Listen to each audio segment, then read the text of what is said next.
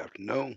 And happy Easter. I'm gonna give y'all a chance to get up in here and we're gonna get started. I'm gonna have a little quick discussion about some stuff dealing with fuel economy, MPG, break specific fuel consumption, and a few other things.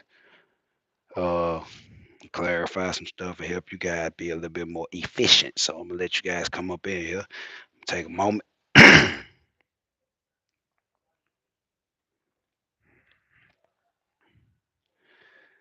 Yep, let me get myself together. How y'all doing tonight or this evening? What's up, Neil? Yo, how y'all doing this evening? Can't talk about how to put some more money in your pocket. What's up? I'm out of my moderator. What's up, baby? Yo, how to put some more money in your pocket. How to put some more money in your pocket. Well, that's good right there. Somebody come tell you how to put some more money in your pocket. Take some more money home and don't pump it all in. Okay, okay. What's up with y'all, man? Y'all just click out, give me a one in the comment if the audio coming in good. DeAndre, what's up, bro? Everything good, man. Happy Easter to y'all, man. Happy Easter, happy Resurrection Sunday. What up, though? Dominique. Derek Carr getting 5-1 in a high shot crowd, Wyoming right now. The wind is killing me. It is a beast. Derek Carter, what you driving? I'll help you out right quick, see if I can help make that go a little better for you. What you driving? Before we get in discussion, let's help Derek, you guys, because he's getting 5.1 going across Wyoming. What you driving and what you pulling? What you driving and what you pulling? We're gonna help you out real quick and make this trip a little bit better so you can take some more money home. There's always a better way. What you driving, what you pulling. That's why I like them live, cause see how hard stuff. 450, but I'm at like 40K. Yeah, 450, 40K. Take it out of overdrive, Big Daddy. Take it out of overdrive. Take it out of overdrive. Drive it down one gear. AP said them consultation was fire. I know it. I know it. I know it. Cause I give you some type of perspective that a lot of folks ain't gonna give you. Cause I done been through a whole lot of shit. The hot shots need trucking that a lot of folks can't tell you about. They call and ask me. They the killer part about it. Same folks, y'all wanna know the answer for a call and me. Oh, okay. I thought you knew. But yeah, drop that thing out of overdrive, Big Daddy. If it's a 6 speed, bring it back to 5. If it's a 10, go to 8. 'Cause that was a double overdrive. If it's a 10, go back to 8. If it's 6, go back to 5 and let that thing eat a little bit. I don't know if you got no 488s. If you got 488s in there, it ain't much you can do about that. But if you got some 411s or some 410s, quite possibly some 444, 448s or something in there like that. You can help it. But if you got some 410, go on, put it in fifth gear, bring that thing on back down to about 65, let that joker just eat, go on crowd there. Fifth gear though, 'cause overdrive gonna kill you. The wind gonna make that truck down sure. You going through Wyoming right now. Trust me, I know. It blowing about 45 miles an hour in your face. It was holding you back. Yep. But all right. What we can't talk about tonight, how to put some more money in your pocket this evening. It is a Sunday. Hope everybody doing good. Hope everybody enjoying their family. Hope I ain't interrupt nothing, you know what I'm saying? But we're gonna tell you a little bit something about how to take a little more money home at the fuel pump and also how it's relative in your thinking of how an engine works and how fuel is consumed by the engine to help your fuel miles a lot. And before we leave, we're gonna talk about a few things that kill Ford engines for you guys with the Fords. Okay, a few of the things that you can do there to make that engine go. Mm, I ain't gonna do this no more. This dude crazy. Yep. Okay. So if you're new to the live, don't forget to like, comment, and subscribe. We always keeping it 100. I'm doing this so you don't get caught slipping. And in the midst of doing what you do to not get caught slipping, you can bring a little bit more money home by understanding how your truck was designed to run and how that what's on paper about your engine is less important than understanding how this engine really works. So, if my audio is coming in clear and everything looking good on your screen on your end, give me a one in the comments or a thumbs up. Appreciate it. Drop me a like in there too, man, because I'm gonna drop something on you to help you. There's a lot of people that haven't thought about this, but there's a lot of people think they really understand how fuel economy, how MPG works. But I'm gonna tell you, I'm getting some of the best fuel mileage you could just imagine as a non-CDL high shot, and still getting some of the best fuel mileage in a semi from the Detroits all the way up to the Caterpillar that I'm in. That Caterpillar don't eat me out of house at home. I ain't never got 4 miles to the gallon in that truck. I ain't never just straight got five in that truck. I always be up around almost six, 6.5, 5.5 in the worst situations. But I really be trying to get somewhere then. I really ain't studied it. But like I say, it's a method to the madness that is quite contrary to what most people think about when they think about what makes an engine, especially a diesel, burn more fuel. So we're gonna ask a question, and hopefully you all could come in with your opinions on what your answer probably could be, and then I can gauge about how you feeling about what do you think causes the most fuel consumption. And I'm gonna give you two choices: speed and RPM. Which one of those two causes you to burn more fuel? Fuel. Speed or RPM? And that's a relative question that really can't be answered like this. It's kind of a loaded question. It really is. I'm just be honest with you. It's kind of loaded question, y'all, because it ain't relative to nothing. My guy said RPM. My guy said height, stuff like that. All that contributes to affecting the fuel mileage. But we're gonna look at this as all things being equal. My guy Dominique said RPM, all things being equal. So what we're gonna do, bruh said both. We're gonna do an apple to apple comparison. And we're gonna use our friend that's out there in the wind in Wyoming truck as an example. Okay. And we're gonna show him and show you how it's a way to get a lot more out of the engine, not only in pulling power, but a lot more out of the engine in fuel efficiency and the work that is demanded from the engine at particular times during operation that costs you a lot of fuel. Okay. All right.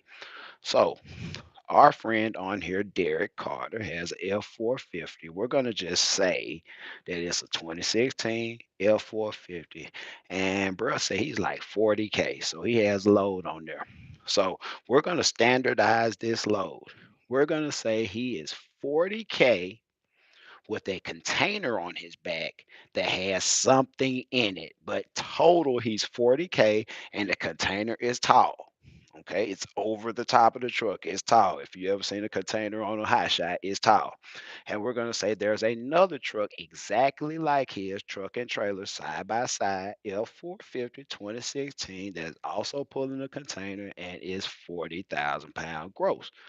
Okay, now barring aerodynamics, which is a big problem with him right now, that the wind is blowing at him. But barring aerodynamics and everything being equal, we're gonna X out the speed. We're gonna say they're going the same speed. Okay, so we're gonna make it level.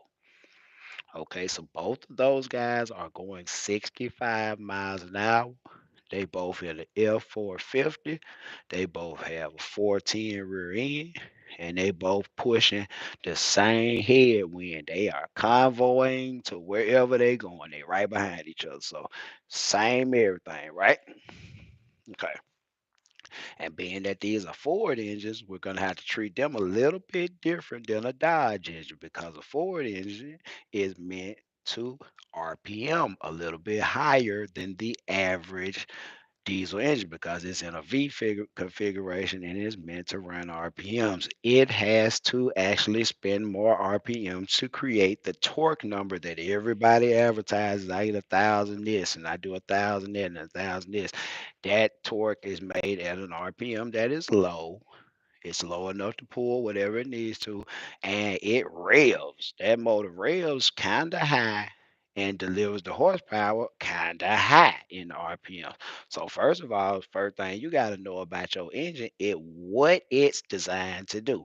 So this engine is designed to pull from a low RPM and accelerate to a high RPM, change gear, and drop back to a lower RPM that is probably still much higher than a Cummins would be at. Cummins will probably be at about 1,600 RPM. The Ford would probably be at 3,500 RPM when it makes this gear change and it falls back to 3,500 from 4,000 or wherever it was. So check this out. We tooling along on the same highway doing the same speed. Just say on the 4 lane. We side by side pushing the same wind. And the gentleman on the right, which is not Derek, Derek got 2022 F450. He's sexy out there. Oh, you sexy out there. But anyway, back to the story. I think the 2022 still has 6 speed because it is a little bit more proven, but it may be a 10. But we're going to stick with the 6 speed to keep this right. Okay, now check this out. It ain't even, it's, watch this. Okay, Derek is running in 6 gear. Let's say he has 6 speed. He's running about 2,100 RPM at 6 gear. He rolling down the highway, 6 gear, 2,100, which is right where the Ford kind of wants to be at the low end of the torque spectrum to accelerate out.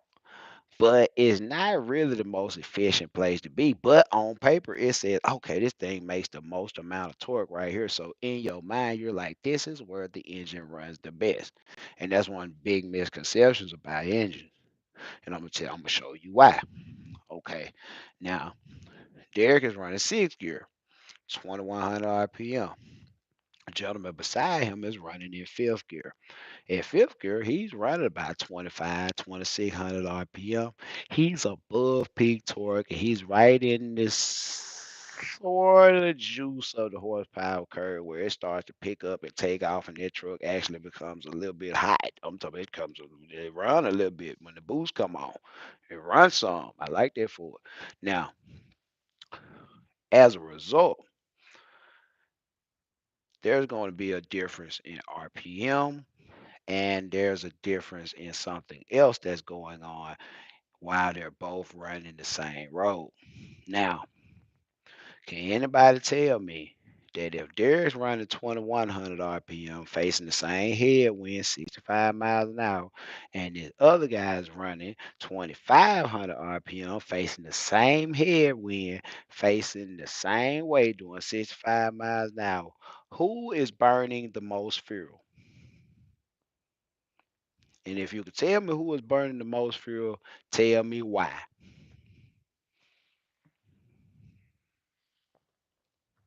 Have some fun up in here. Educate a little bit and have a little fun. But if Derek running 2,100 RPM, same road, and the other guy running 2,500 RPM, same road, same wind, who burning more fuel? I see somebody say he lugging, but I don't know if that burn more fuel or not. I'm not really understand it. I don't know. It might not, but I ain't gonna tell you any more guesses. I'm gonna tell you in a minute though what's going on. Uh any more guesses who burning the most fuel? Derek at 2,100 RPM or the other guy at 2,500 RPM? Same road, side by side, same headwind. Derek with the container because he in high gear. Dominique Hollowell. Yeah, it is dairy burning more fuel, but it really, yeah, due to the gear ratio, that has a lot to do with that. That has a lot to do with what's going on is the gear ratio. Okay, so let's go back.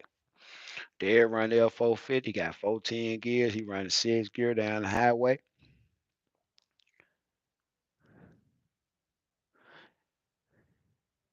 Derek is accelerating much more. Okay. And this is where we're gonna make a point to show you why Derek is burning more fuel. Now, Derek is burning more fuel as a byproduct of being in the one of the more inefficient gears for pulling at that speed with a load against a headwind. So overdrive, ladies and gentlemen, is just what it says. It overdrives the rear wheels. As a consequence, the engine spins slower, the wheels spin faster, and in an unloaded condition, it creates the RPM to give you the mile per hour to be on the highway and drop your RPM down low and get really good fuel consumption in certain conditions, either at really high speeds or at really low loads. One of those two. You can't have both of them though.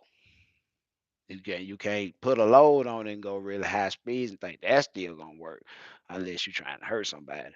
But what is happening with the other guy's truck is by Derek having the 410 rear end and the RPMs being lower, in order to keep that truck moving through the wind, Derek has to press the accelerator more. Well, as a byproduct of that, people would be like, yes, it's spraying more fuel. Yes, it is. Then someone over here would say, well, 2,500 RPM, the difference in the RPM and the amount of time that the injector sprays, the amount of events that's happening should be proportionally almost the same. But then you have to understand that an engine is a dynamic air pump, and it becomes even more dynamic with the use of a turbocharger. So Derek over there at 2,100 RPM is probably running about 9 pounds of boost, 10 pounds of boost, because he doesn't have much exhaust gas pressure. Even though he's burning quite a bit of fuel, it just won't seem to get him over the threshold until he really presses the gas. Meanwhile, the person in the other lane is running fifth gear with a lighter load being applied to the engine. So, at a lighter load being applied to the engine, you have to press the accelerator less. And by the engine being at a higher RPM, it moves more air. So, like I said, it's a dynamic air pump. So Jonathan, the more air you can get in and out and add some fuel, the more power you can make, the more production you get out of each and every stroke of the engine. So, Jonathan, how do you get more out of the production of an engine? First of all, you have to understand that the rods and pistons and crankshaft in this engine are floating on films of oil. This crankshaft is spinning, and when you apply a load to it, you're trying to stop it from spinning. So, how do you keep it spinning? Spin it faster and make it easier to counteract the load. In that case, you can use less fuel to keep it spinning, and by using less fuel to keep it spinning at a higher RPM, you move more air through the turbo, which forces more air into the engine, and it becomes semi-perpetual. And you get a net gain in power and efficiency. And you actually, because a diesel is meant to burn a little bit lean, unless you got it turned up, you can get some really good fuel economy. But it's more about load, load being applied to the engine versus the amount of effort to the accelerator pedal versus the amount of boost being created at that RPM.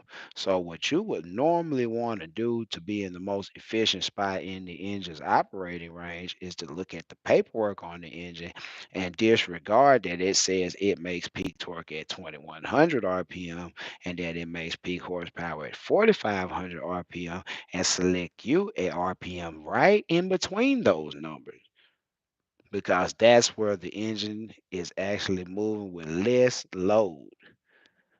Only thing peak torque tells you about an engine is that is where maximum cylinder pressure occurs. Maximum cylinder pressure occurs at this RPM.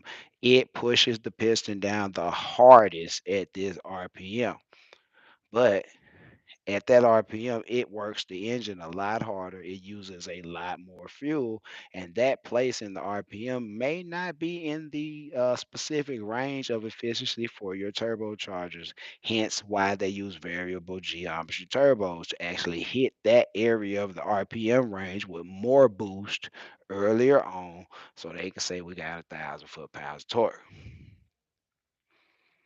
So that's one of those things where I say like brake specific fuel economy is one of those things you look at as a byproduct of, hey, it's not about I'm running it down low like Cummins guys. They'll run the engine down 14, 1500 RPM, 60 mile an hour, six gear, and they think they're getting really good fuel economy when they're really just heating the top of the piston up really bad, got exhaust temperatures up, and they're making the engine run very inefficiently because it's not making any boost at that RPM. You could force it to do some things by adding a ton of fuel, but it's really not being efficient. So that's one of those things where RPM, gear selection, kind of overrules just strictly looking at RPM and getting the highest gear possible. And they told you in school if you get up to the highest gear, drop the RPM the lowest. It uses the least amount of fuel possible. Yeah, in a perfect world with zero wind on flat ground that doesn't ever elevate or decelerate. Yeah, it does. But in the real world, these roads go up and down and up, and you being able to recognize what's coming ahead of you and downshifting early or letting it remain in the lower gear and climbing the hill efficiently. And when you get to the top, crest the hill and use gravity and actually accelerate down the hill before you go up to the next hill if it's clear to do so, so you can use momentum on the next hill going up. So you may not only have to pull one fourth of that hill if you're kind of coasting going up the hill and you can let gravity take its effect. But like I said, man, another thing we want to talk about before I go, we're about 20 minutes in. We're gonna try and keep this under 30. Uh, things that kill a Ford engine. Now, I ain't no proponent of Ford on the business side, but I love the way Fords are made. They sexy. I like them. It's all good. Uh, Now, if you're gonna go that fast, six gear, Dominique, six gear, that's gonna put your RPM up there around about 1700 in six gear, but that's pretty fast. 75 is, yeah, but still six gear. But yeah, things that kill a Ford engine, 6.7, ooh, 6.4, so enough of 6.4. Uh, even the mighty 6.0, the damn 7.3. Mees Hendricks say he taking his driving till wins. Get in there, Mees. Do your thing, boy. Yeah, yeah. Silent snack. Silent stack. What's up with y'all, man? Do some shout out, man. Throw my thumbs up in here if y'all still in here. There. Yes, sir. Okay. Things kill a Ford engine that you might not think about it.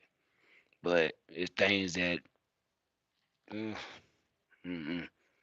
kind of iffy about a Ford engine. And it ain't bad. They not no bad engines at all. And I'm gonna say this again. Ford engine, barring the 6.4. Barring the 6.4 now. That's a bad engine. I don't care what nobody say. For doing your business, for doing the job, that 6.4, man, don't bet your house on that shit. I don't give a damn how low the miles is. It probably on engine number two or three. I did a lot of those. They just got some real bad flaws about them, and they really ain't rebuildable. And they got a passenger side head that ain't the same as the driver side head. So sometimes you can't get but one. I don't even want to talk about. You can't get but one head sometimes. When you try to get all that work did, you order a driver head and they ain't got no passenger side head because they all on back order. It's weird. It done happened to me way, way, way many years before COVID. So I can only imagine it works now for you 6.4 boy.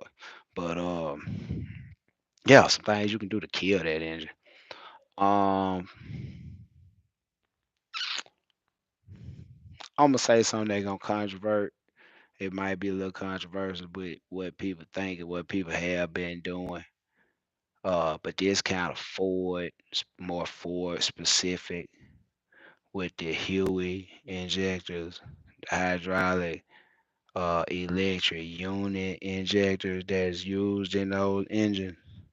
Uh, that have its own separate oil pump and oil supply and stuff like that. Not changing that oil regularly. I mean, not the service maintenance interval regularly, but regularly. I'm talking about like 8,000 miles. Listen to me good, y'all. 8,000 miles when the oil still look like it's decent, and you leave it in there till it go ahead and get really, really black. Please disregard then light then telling you when to get that oil change. Go get that oil change at about 7, 8, 9,000 miles. Don't even let it get 10. I'm telling you, listen to me good. Keep some fresh oil in the truck. Telling you what I know. I ain't talking about what I saw. I ain't talking about what I heard. I'm telling you what I know. Keep some fresh oil in that truck. Cause the oil in that truck is the only reason those injectors fire. And the longevity of those injectors is directly proportionate to the cleanliness of the oil. The valves inside of those injectors and things like that, yeah, what they use hydraulic oil pressure provided by a whole nother system that's a part of your oiling system, but it's separate. That oiling system is under tremendous pressure. Like at cranking, it's at least 5 to 700 psi of oil pressure going to your injectors. If that oil pressure is like that and it has sediments in it, just know that those sediments are projectiles going inside of your injector and through the valves of the injector, specifically the spool valve. So, like I said, things that'll kill that motor. Oil change. Listen, it just sounds it sounds elementary and like we know to change the oil, Jay. Don't be acting like that, like we retarded or something. What wrong with you, boy? We know to change the oil. I'm sorry. I'm sorry. I apologize. It's kind of prevalent in the Duramax too, but not like a Ford. I don't really care which Ford engine. See, that's the other part about it. It don't matter really which Ford engine you got, what year your truck is. You need to keep some clean oil in your motor, for real. Okay, next, or additives. Hmm. Or additives. Now this controversial for real, cause mofo don't want to hear this about their favorite brand of whatever, whatever, whatever, whatever. But especially in a modern Ford, in an up-to-date modern Ford, you would do better to change your oil at 7, 8, 9,000 miles than to stick your favorite, I'm not gonna name the product, in the oil. Now, I know there is some stuff out there for stiction. That occurs in certain parts over a long period of time, and they do need cleaning. Uh, as far as stiction, I'm gonna tell y'all a real good way to eliminate stiction without pouring something in your oil. Change that shit frequently. Change the oil frequently so it doesn't varnish the parts and create stiction. As long as you're running this truck every day, day in and day out, the stuff not gonna sit there. It's not gonna burn if you're using the proper synthetic oil, which you should be. Change the oil frequently, and you won't have to put that stuff in there. Now that stuff good to help free up stuff, and you know you ain't been changing your oil like that. Yeah, drop you some in there, but don't make no serious habit about running a whole lot of oil additives because one of the main things most oil additives do is thicken up the oil. thicken up the oil. So let's go back. Yo Ford, which we trying not to kill, said it won't. Let's just say it kind of new. Your Ford said it wants some 1030 or some 1540. Okay, and it depends on what time of the year it is. You run 1030 or 1540. That's the range they give you. 1030, 1540. Okay, well, the way that motor was built, it was set up with the clearances and the tolerances to run either those two kind of oil. And the only reason they recommend a thinner oil is because in wintertime they want to hurry up and get that oil flowing as fast as possible and get it all the way around the engine and especially up to the high pressure oil pump so it can get ready and prime the oiling system of the injectors with the 5 to 700 psi in order for when you hit the key, there's not a lot of starting and then it cranks. No, it boom and it cranks. But the only way that this happens in a speedy amount of time is if you use the viscosity of oil that's recommended. See, I was a Mercedes technician a long time, and people try and cover up little problems with engines by running thicker oil and different stuff like that. And then the recommendations of friends and stuff like that that had good results with different engines. You know what I'm saying? It actually plays a part into making these choices more feasible for people that don't know anything about additives. And okay, I drop a quarter of this white bottle in there and it's thick and it's gummy and I ain't calling them folk names so they don't say nothing to me. But y'all know what this stuff is. If y'all know, put it in the comment. The white bottle, they got an 18 wool on it and you squeeze and it look like honey and it go down in there and it's supposed to pre-lubricate and keep everything sticky. I use it. I use it in Detroit. I use it in the Cummins. I use it in the Cat, but I ain't gonna use it in the Ford. I ain't gonna use it in the Ford. And it's used sparingly in the Cat. It ain't nothing but a gallon out of 10 of that shit up in there. But that's for a different kind of reason. OTRJ, yeah. I use it in other motor, but y'all Ford boys, I'm tell y'all something about that shit right there. That and that other shit, there's some more slick shit and there's some more stuff that you pour in there and they do some more shit. And a lot of times you'll notice that you'll get an oil pressure increase by running this stuff. And everybody be like, ooh, my oil pressure up that good. That is good if your oil pressure was low. Cause I gotta explain something to y'all about oil pressure. Let me go get my little lighter so I can be comfortable and tell y'all about why the oil pressure need to be within specification, not just high. Well, I got that high oil pressure.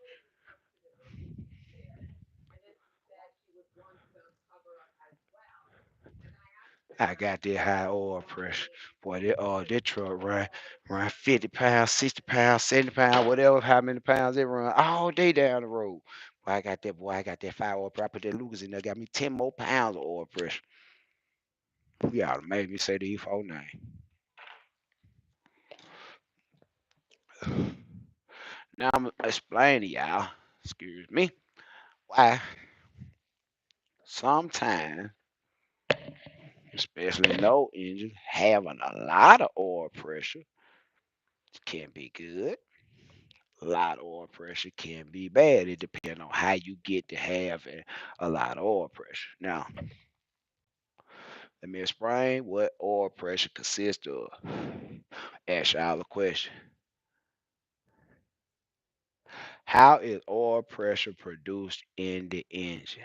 And we're going to cut the whole comment section off real fast and say it's not the oil pump. The oil pump starts the process of oil in the engine and supplies volume. So it ain't the oil pump. What provide oil pressure in an engine, you guys? We're gonna do some educating today. We're gonna let y'all see some stuff and let y'all know y'all ain't talk to the average guy. Y'all talk to me. Y'all get a chance to just be inside my brain while I show y'all how this stuff really works. So, what in your engine? I ain't said what oil the engine. I said what in your engine makes or creates oil pressure. And it can be a variety of parts. You can name a lot of stuff that create oil pressure. It's a lot of stuff that goes into creating oil pressure. Oil pressure don't happen just because you got a good oil pump.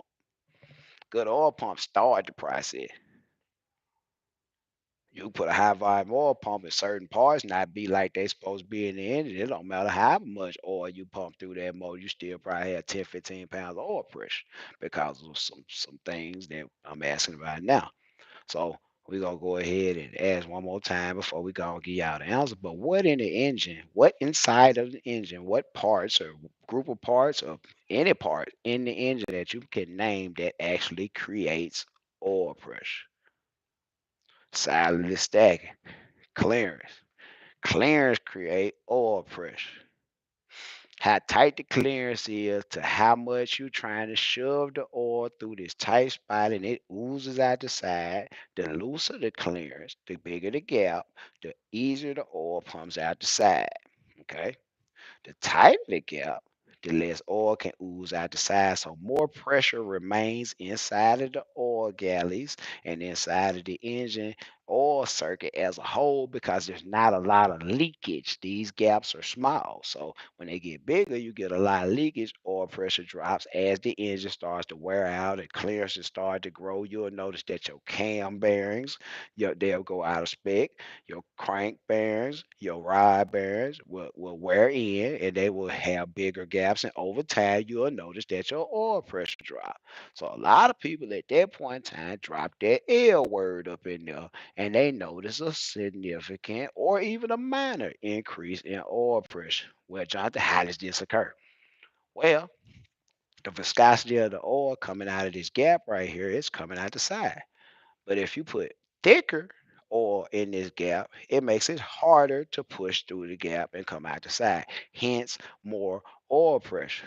But what we just say, we made it harder to force the oil through this gap and it doesn't flow like it should. So oil is not only a lubricant, it's a coolant. So by this oil sitting right here longer than it's supposed to and taking longer to get out, it carries more heat with it and actually creates more heat and actually cools the engine less efficiently on the oil side, which is also detrimental to your injectors because this hot ass oil steady running through them injectors, and high oil tends to scorch on certain parts, varnish, create stiction. So you gotta get that oil out of there in rotation pretty good. You feel me? You did. Y'all picking up what I'm putting down? Y'all picking up what I'm putting down. Okay. Also, as a result of this oil being thicker and harder to squeeze through all of these passages and clearances in the engine from a dead cold start in the morning, you may notice a hesitation in starting and also a slightly rough idle for a moment upon startup. And you'll say, why? It's a Ford thing. Nah, it's an oil thing. Because what ends up happening is by that oil being thicker, when you turn the key, and all these pumps are mechanical. Like there's no electric oil pump on that truck. So when you turn the key, nothing still happens. No oil pressure is being built. And you rely on check valves and the injectors. You are relying on check valves in the oil high pressure oil pump. You also relying on check valves in the high pressure fuel circuits. And all these check valves supposed to keep some pressure on these parts while it's sitting, which is normally what takes place. And it's good because it makes it fire up on a moment's notice. But on the oil pickup tube that goes to both of these pumps, ain't no check valve. That works on gravity and suction. So for the moment that you turn the key and the crankshaft spins and all these pumps start sucking oil to provide the pressure, you have a momentary amount of oil in the injector that is not really at the pressure it should be. So we're waiting on some backup oil to go ahead and hit it and we can get our pressure on up to crank the truck, which normally happens in about 1 to 2 seconds. Boom, pretty much. Well, what happens when you got thick oil that doesn't travel fast on a cold morning is like syrup, and it may take 5 to 7 to 10 seconds to get that pressure actually not built up. The pressure's there, but the oil hasn't reached where it's going yet. You feel me? So that's a slow start situation that occurs, and over time it gets inevitably worse because during a slow start condition, the spent fuel and the spent oil charge, where there is probably air in the oil line, causes the spool valve to react in a semi-dry condition. It's not dry, but the longer you crank that, the more that injector pulsates, goes in and out, boom, boom, boom, boom, boom, until that correct amount of oil is seen. That's just really making heat and doing nothing for a few revolutions, which ain't bad. But over time, that creates wear, and over miles and miles and years and starts, it contributes to wear. So how you kill that injector? Run some dirty oil through it for a long time. That one way. Put some additives in your oil to thicken up the oil where the oil doesn't reach where it's going when it should reach where it's going. That's a way. And also, as byproduct of this thick substance running through that pump that's calibrated to run a thinner oil, that pressure is higher on the fittings, some of which in earlier motors are plastic and have O-rings that have been known to rupture and blow for excessive pressure. So sometimes pouring that stuff in there ain't as productive as just doing some really good maintenance. Also, for them guys that feel like they want to pour that bottle of transmission fluid in there, just know you need to be pouring some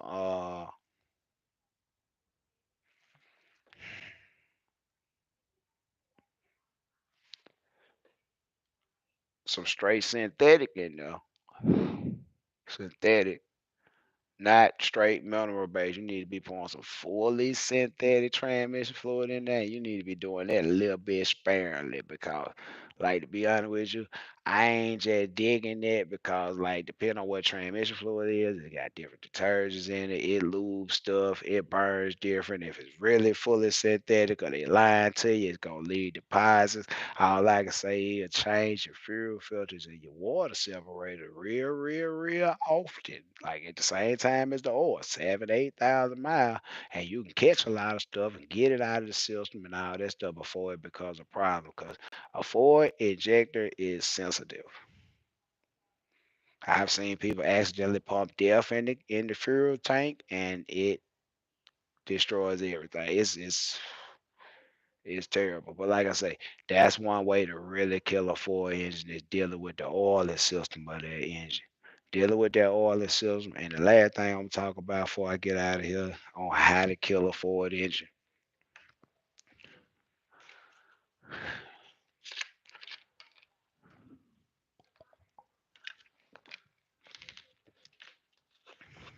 Some people do this without knowing because they buy a truck that has already been fixed. Y'all know what I mean when I say fixed. They buy a truck that's already been fixed. And a lot of time when you buy a truck that's already been fixed, the programmer is absent. It ain't in the truck no more. The thing that sticks on the window that lets you read all the gauges and stuff. And a lot of times you buy the truck, it's almost a mystery of what setup, and it's really a mystery of what tune is in that truck. And I'm gonna tell you like this, man, that Ford is a hot rod. That for a diesel truck, it could be a 6.4, it could be a 6.0, it can be a 7.3, it can be a 6.7. Now, 7.3 take a little more work to call it a hot rod, but a 6.7, a 6.4, and a 6.0 with the right tuning on it is a freaking hot rod. That thing run. I'm talking about, man, it don't nothing sound like it. Like, don't nothing sound like a coming, cause it sound like a semi when it come through. Don't nothing sound like a Ford when it come through, cause it sound like a real heavy gas motor with a turbo on it. I'm talking about like it really clapping at you, and as a result of why you hear that nice tone and that clap when it go by and it's banging at you and it's whistling and doing all that because injector time is up on that engine and it is really exploding at a high amount of force and you getting a lot of residual coming out of the exhaust in the form of sound waves and pulses that sound really good. That Ford be clapping. I'm talking it come through sound like somebody pop popcorn aggressively. I'm talking boiling plenty of water. And yeah, that 6'4" run. That's a high ride. It is. It's a poorly engineered high ride, but that motor is a high ride motor. That motor will run like crap. And when it bad, it go really bad. I'm talking really, really, really bad. But like I say, them engines respond like to some tuning. Like all diesel to an extent, all diesel will respond to some tuning up until a point where you run out of fuel or you run out of air. But Ford, I'm gonna tell you like that, that Ford responds extremely well to some tuning. And most people didn't get the truck to pull a hot shot. So if you buy a used truck and somebody brought it back and it's tuned already, you don't know what tune is, you should assume it's the hottest tune known to man. Because the hotter the tune, the better it sound, the harder it pull, the better it run. And for a person that don't pull a trailer, that might roll a little coal every once in a while, they gonna leave it at least halfway. If it's 6 seconds, they probably leave it on 4 all the time. You know what I'm saying? Or 3 all the time, which is not that good. Nah, that motor wasn't meant to run like that all the time. And that's one of those things where you get somebody else's fun truck and it turned into your worst nightmare because you can't apply load to a hot tuned truck like that and think it's gonna live. It's not gonna live. So that's one of the biggest things that you can do to kill an engine. And there's any diesel, but especially a Ford, is towing a trailer on a day in and day out basis on a tune that aggressively adds uh, injector timing. It also adds a lot of fuel with this aggressive injector timing is a recipe for disaster. The motor runs well. Slight tow and tune, a little fuel, no time. The same thing as with a Dodge will get you where you need to be, especially after you fix the truck. Like I said, you fix the truck, that's a whole nother thing got nothing to do with that. But if you fix the truck, fix them problem with the truck that we all know they got, go miscore and make that stuff fall off and put you a tune in there with little to no time. I'm talking about if it is a little bit, it's just I'm talking about mighty little bit and a slight bit increased fuel. And you'll realize that, like I said before about your brake specific fuel consumption, that slight little bit more of fuel that is added actually is gonna supplement what was given away in order to be emission compliant. See, a lot of that stuff, it wasn't about fuel economy. It was about soot levels, particle production, and regen, and all that other stuff. They left a little power on the table where you just add that little fuel they took out of us, so it won't blow cold. It just a little haze when you pull out that they took out of it. It peppy and it's very controlled exhaust temperatures, things like that. It turned the truck into a better running truck and very peppy. But if you go tow the truck, be very, very, very conservative. The transmission will handle whatever you do to it. Now the 10, I'm not really sure about how that 10 responds to a whole lot of that stuff, nor am I really knowing if they have been tuning that 10 speed. Because most time when you dump a lot more torque in an engine, you need some supplementary transmission reprogramming and some things to be done to make that the most efficient package without overwhelming the torque management system of the truck. Because all these trucks got torque management system to try and save components. So I don't know how the 10 reacts to that, but I know that 6 speed, the last few 6 speeds that Ford put out, you could push 1,000 foot-pounds torque through 'em every day, pull a trailer, and it really ain't a problem as long as you good on your transmission maintenance. and your deals. But like I said, we're gonna get out of here. It's been cool. It's been cool. Like I said, I just wanted to come bring y'all a few things about that consumption, that fuel, the MPG, the differences in how you run your truck and how it can be more productive. You know what I'm saying? To actually give your truck a fighting chance to laugh. Tapping in late today. Victory loud. Victory loud. Man, you real tardy for the party. Golly, man. You might have that guy all turkey, man. You had that turkey. I hit one. Oh, hold up.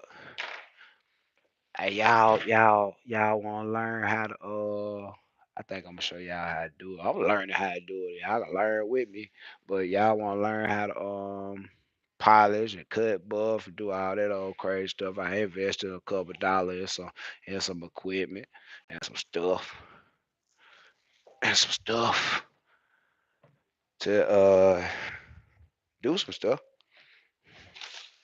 Oh, you got the safety. You got your respirator. You got your real deal. I ain't go to Harbor Freight that time. I said I'm gonna go and get the real deal and you industry standard. What else we got? Let's see. What else we got? We went to the trailer, to the chrome shop. We got that. Oh, the mirror buff. What we got? What we got? What we got? Primary first cut. Yeah, we got. And what we got? What we got? What we got? You feel me? That rouge, if you will. Well, yeah, stuff smell funny. Then I bought wire brush as to use for a comb for to clean out that there as we working. Flap wheel buffers, little safety guard. Then I got bunch of players of real thick gloves, so I don't cut my hand while I'm trying to learn how to do this. But like I said, man, y'all might want know take y'all along a little bit as I start messing with it. I intended on doing something with it last week and this weekend too, but just been on the grind all the time and ripping and running, ripping and running, getting to this money. Shout out to Vaughn over there, San Antonio. He done made it back to the house, and everything went well over here. We look forward. We're gonna do a stream yard with D in a little while. We're gonna let him give his account, hanging with the Haven, and we also gonna do a stream yard with Mr. Anthony. Uh, that came over and he shadowed with me. And we're gonna be doing a little bit more of that over the next few months. Really, the prerequisites of doing that shadowing type thing that Anthony did is kind of being in the loop with the consultations and get to the point where you just about ready and I see you get it because I ain't got time to bring nobody over here and have them hanging with me for a week that don't get it because you can't slow me down. You basically observing and being able to hear some things and talk some conversations that happen with the brokers and things like that and see how this stuff really happen on a weekly basis. And there ain't no cap. I like to do it keep up. No cap, just keep up. That's what you do. Keep up. Cause we move fast out here, we get to a dollar the same way. So like I said, we're gonna let them guys come back.